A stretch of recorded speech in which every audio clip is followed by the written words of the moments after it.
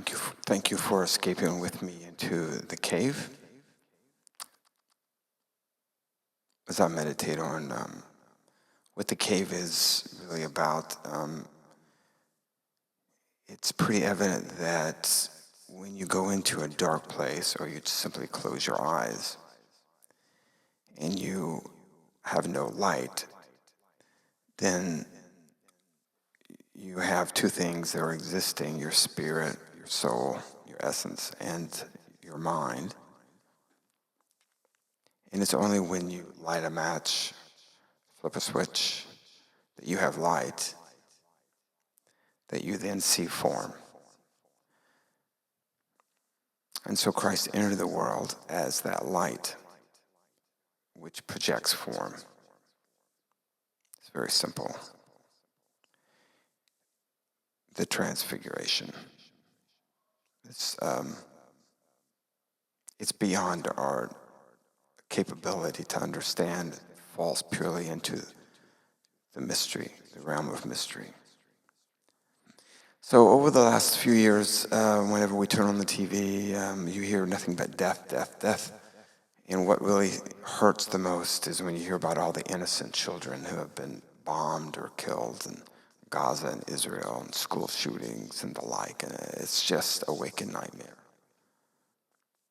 And then immediately you reflect on, well, where is God in all this, and how come he allows this to happen, and the innocent suffer and die, and it becomes just a perpetuating question. It's painful to look at. And so many years ago, I did a painting called Jairus' Daughter, and the story of Jairus is that he was the synagogue leader whose 12-year-old daughter was dying. And so he went and he found Jesus because he had heard that he can heal. And so he finds Jesus. And so Jesus turns to him and says, "Look, have faith. She's not dead. She's only sleeping." But we know that she was indeed dead, because the synagogue mourners were already there. They had paid mourners that would come in and mourn and wail, and they knew without a doubt that she was dead. In fact, they sent a servant to tell Jairus to not even bother the master of Jesus, that she's dead. So Jesus says, "Nope, let's go on anyway." And he had a big crowd around him, and he made the crowd leave.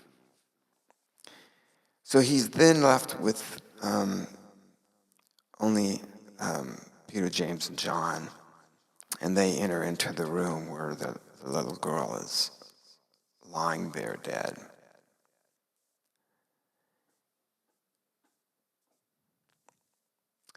In my painting, Jesus doesn't heal a little girl. In my painting called Jairus' Daughter, he picks up her hand and he pauses and takes a deep breath. Because you see, it was Jesus who created the little girl. It was Jesus, the artist, the creator, the one who has created all of the universe. And now he's incarnated in a form.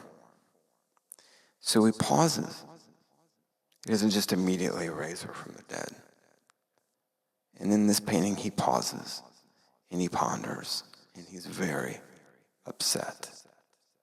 He's upset as to what death has done, sin has done to the world. He's upset about death. And he's the master over death. So much so that he doesn't even recognize it as death. He says she's just sleeping. So there's a deeper meaning here in terms of recognizing who the Christ is, that he's beyond all that we can imagine, do, or think.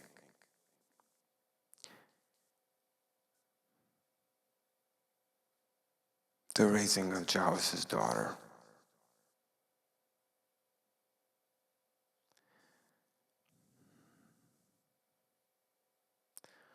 Lastly, when I sat and spent a long time meditating over this painting, what should it look like? I realized I had no right to paint the loss of a child because I myself had not gone through that. And so I simply sat with that fact. And it was almost immediately like one of those old Polaroid cameras where the picture just came right out of my head. So I quickly drew it down. I drew the image that I saw in my mind's eye. And it is exactly like the painting that I produced. Unlike my other works, sometimes it takes days, weeks, months, or even years before I would abandon the work or say it's finished. This image came immediately. I think that's very important to acknowledge. Because all of us are only mere conduits in this life if we are following the teachings of Jesus. So what's the takeaway here of encouragement? That in spite of all the death, in spite of all the innocent children dying, God is still in control. He still holds the hands of all those who have passed over, of all those who have died. He's still in control. So if you've lost a loved one, if you've lost a child,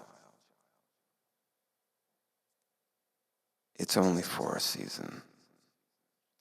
Because Jesus holds them by the hand, just as in the painting.